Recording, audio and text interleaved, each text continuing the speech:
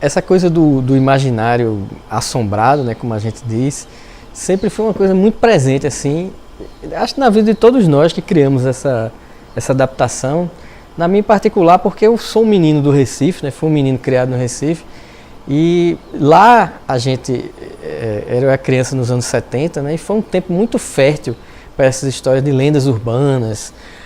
Foi justamente nessa época que surgiu uma lenda mais engraçada do Recife, que é a história da perna cabeluda, né? Uma perna que pulava sozinha e atacava as pessoas.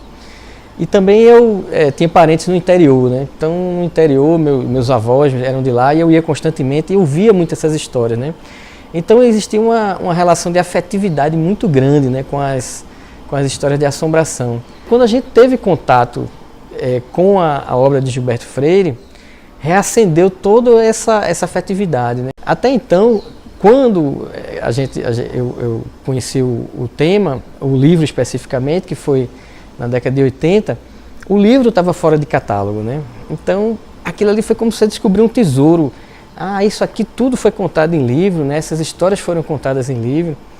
E ler e reler, e ler novamente, e ler em voz alta, era uma diversão para a gente, assim. Era mais do que uma coisa, um prazer intelectual, era uma coisa de sociabilidade, a gente conversar, né? Que é a origem da história de assombração, que ela é contada nas calçadas, nos alpendres da fazenda, né? As pessoas contam essas histórias e se relacionam com elas, assim, né? Porque tem a coisa do medo e tem a coisa do desejo, né? Da vertigem que aquele medo provoca, né? Então é delicioso, assim, sempre foi uma coisa que... Aí, como jornalista, eu comecei a me interessar e pesquisar esse assunto, né? Então, pesquisei muito, tanto é que eu produzi alguns livros também, modestamente, complementando a obra de Freire, né? Assim, fazer um trabalho como esse foi como fechar um ciclo e prestar uma homenagem.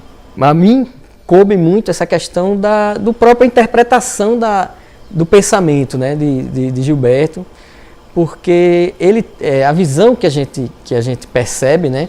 E isso a gente vê em Casa Grande Senzala, no prefácio de Casa Grande Senzala, ele explica por que é que existe esse fascínio da cultura pernambucana pela assombração, né? Então ele diz que existia uma proximidade das pessoas, das famílias, com os mortos, né? Essa sociedade patriarcal, canavieira, ela gostava de ter os seus mortos próximos, né? E ele diz que existia uma espécie de hierarquia dentro da casa, onde os santos estavam acima de tudo e os mortos também estavam lá, como se fossem santos domésticos, né? E existe uma relação de não se afastar dos mortos, né? Isso é a sociedade canavieira tradicional de Pernambuco. Eles eram enterrados próximos às casas grandes, a memória deles era muito preservada, então era comum as pessoas verem os mortos se materializarem em fantasmas, né? Através dos sonhos. Tinha o processo que chamava-se a botija, né? Um tesouro escondido pelo dono da casa, que fazia com que aquela alma, né, dentro do imaginário, acreditava-se que aquela alma ficava presa à casa por causa daquele tesouro escondido que não era encontrado por ninguém, e a alma vinha para contar onde é que estava o tesouro. Então existia uma relação mais do que de espanto, mais de afetividade, né, com a assombração, e essa foi uma coisa que a gente procurou trazer para dentro dessa obra, né? Porque eu acho que esse livro não é exatamente de horror, é uma espécie de espanto, né? Que é um meio termo assim, entre o horror mesmo, o gótico e tal, e uma coisa bem brasileira, que é isso assim, de uma sociedade mediúnica, né? Que acredita no contato com o sobrenatural. Essa é uma coisa muito brasileira, né?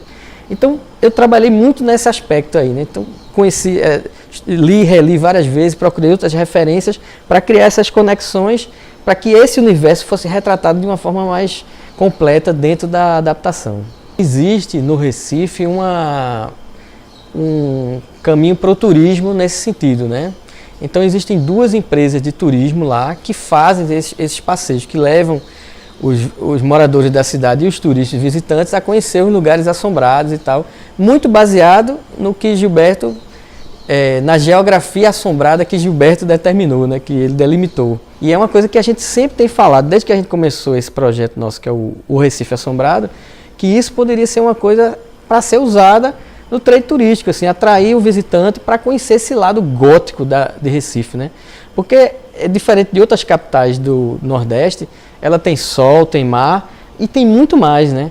Tem essa história todinha que se esconde nos casarões, que não está contada diretamente, mas que fascina demais, né? Quando a gente começa a explicar que Recife é a cidade mais assombrada do Brasil, as pessoas se espantam e quando a gente conta a quantidade de histórias que tem, elas acreditam que é mesmo. Elas veem, tá a prova lá que é a cidade mais esquisita do nosso país, né? Eu acho que Gilberto, ele tinha o domínio, o entendimento completo desse universo, né? De toda essa... Tanto é que o livro, ele é muito uma crônica do Recife, né? E crônica da sociedade. Ele, mais do que somente falar das assombrações, ele fala do dia a dia das pessoas, né? Isso aí se constrói muito, que é típico da escrita dele, né? Ele é uma espécie de cronista daquela sociedade, né? Então tem coisas maravilhosas ali que se revelam. Você vai em busca do assombrado, do estranho, né? Do misterioso e encontra o cotidiano. É engraçado isso, né?